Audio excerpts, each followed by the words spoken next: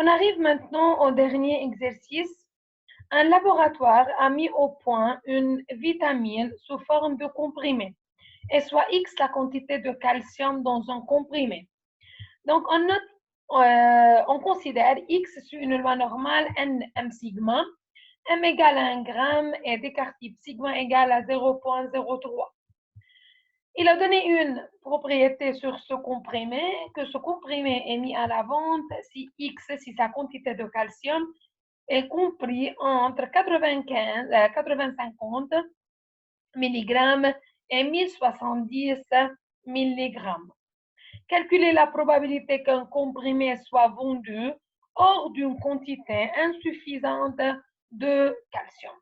Donc, c'est-à-dire, on a X, la quantité ou bien notre variable aléatoire, sur une loi normale N mu sigma. Un comprimé est mis à la vente si X, cette quantité est comprise entre 950 mg et 1070 mg. Mais faites attention, vu que mu est donné en grammes, alors en faisant le calcul, il faut passer à 0,95 et 1,070. Maintenant, si on veut chercher la probabilité qu'un comprimé soit contient une quantité insuffisante de calcium, c'est-à-dire, on va chercher la probabilité de X n'appartient pas à l'intervalle 95, 50, 1070. C'est notre que le complémentaire de 1 moins. Donc, si on veut chercher la probabilité de X appartient à un intervalle, alors cette probabilité, c'est notre que 1 moins la probabilité d'appartient au complémentaire de cet intervalle. Donc, c'est 1 moins la probabilité de X compris entre 950 et 1 et 1070 mg. Mais comme on a déjà dit, en faisant le calcul, il faut passer à 0,95 et 1,070 vu qu'on va chercher moins M. Donc, quand on dit moins M, il y a une fait attention, M c'est exprimé en grammes, alors il faut passer de milligrammes en grammes. Maintenant, la probabilité de X appartenant à 80, à 950 et 1070, c'est notre autre que X compris entre 0,95 et 1,070. Mais vu que X suit la loi normale NM sigma différent de la loi normale sont très réduites, alors il faut passer à Z. Donc, je passe à Z pour la borne inférieure et la borne supérieure. On effectue l'opération moins M sur sigma, moins M sur sigma. Maintenant, j'utilise la propriété f de la borne supérieure moins f de la borne inférieure. C'est f de 0,07 sur sigma moins f de moins 0,05 sur sigma. 0,07 sur sigma, c'est une quantité positive, alors c'est f de 0,07 sur sigma. Mais pour f de moins 0,05 sur sigma, on utilise la propriété f de moins u est égal à 1 moins f de u. On arrive à f de 0,07 sur sigma plus f de 0,05 sur sigma moins 1. Maintenant, si je remplace sigma par sa valeur qui est égale à 0,03, dans les deux termes, on trouve que c'est f de 2,33 plus f de 1,66 moins 1. Ensuite, je passe au tableau de la loi normale pour chercher f de 2,33 et 1,66. Pour 2,33, c'est notre autre que 2,3 plus 0,03. Donc, là, on fait la droite parallèle. Et de même, on fait une droite parallèle à la verticale. L'intersection des deux, c'est notre autre que 0,9901. Et de même, pour 1,66, on s'arrête à 1,6. Ensuite, c'est 1,6 plus 0,06. Alors, l'intersection avec cette verticale, c'est notre autre que 0,9515.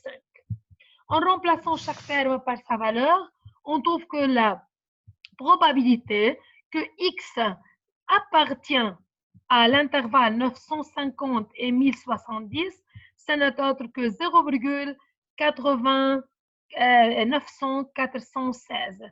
Et par suite, la probabilité de l'événement en question, c'est notre autre que 1 moins la probabilité trouvée, donc c'est 0,0584.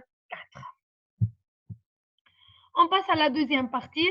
Déterminer la quantité de calcium A dans un comprimé tel que A est défini par la probabilité de X plus grand que A égale à 0,8. Donc, on va chercher A. De la même manière, on commence la probabilité de X plus grand que A égale à 0,8. Avant de faire n'importe quel calcul, je vérifie est-ce que X suit une loi normale sans très réduite. Donc, X suit la loi normale N1 0,03, alors il faut passer à Z. C'est la probabilité de Z plus grand que A moins M sur sigma.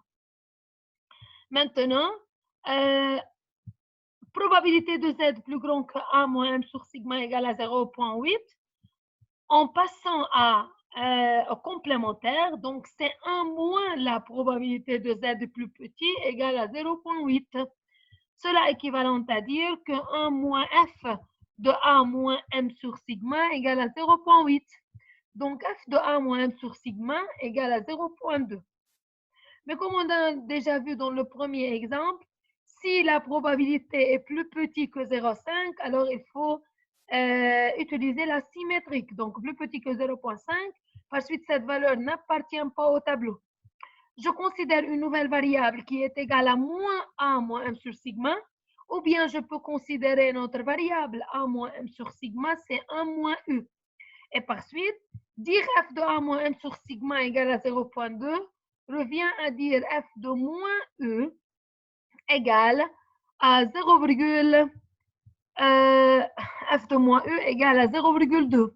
Cela veut dire que 1 moins F de U, c'est 0,2. Donc, je ne sais pas pourquoi. Donc, normalement, c'est 0,2. 0,2. ما بعرف pourquoi ما ببين le chiffre 2. Mais normalement, juste j'ai remplacé A moins M sur sigma par moins U.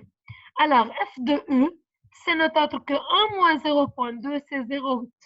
Maintenant, je veux chercher le 0,8 correspond à quel alpha. Donc, on va chercher une valeur alpha telle que F de alpha égale à 0,8. Donc, on passe au tableau. En cherchant le tableau, à l'intérieur du tableau, la valeur 0,8. Donc, on remarque qu'on a 0,77995 et 0,8023. Donc, vu qu'on n'a pas trouvé la valeur exacte 0,8, alors on peut travailler par interpolation ou bien on peut considérer la valeur la plus proche. Par exemple, vous pouvez considérer 0,97995 ou bien 0,8023. Donc, dans ce calcul, on a supposé que le 0,8 correspond, donc je veux considérer cette valeur, je veux considérer la valeur la plus proche, c'est 0,8023. Donc, en projetant orthogonalement cette valeur selon la verticale et l'horizontale, on trouve qu'on a 0,8 et 0,05. Et par suite, F2 ou bien 0,8, c'est notre autre que F de 0,85. Maintenant, F de U égale à F de 0,85. Alors, U égale 0,85. Mais à quoi égale U? U, c'est notre autre que moins A moins M sur sigma. En faisant le calcul nécessaire, on trouve que A égale à 0,9745 grammes, c'est-à-dire c'est 974,5 mg. Donc, comme ça, on a fini le fiche TD1. Donc, normalement, on va les discuter la semaine prochaine. Donc, comme vous avez déjà vu, j'ai laissé l'exercice 7. Donc, vous essayez de faire l'exercice 7. Donc, une fois vous terminez tous les exercices, essayez de faire l'exercice 7 et on les discute lundi prochain, Inch'Allah. OK?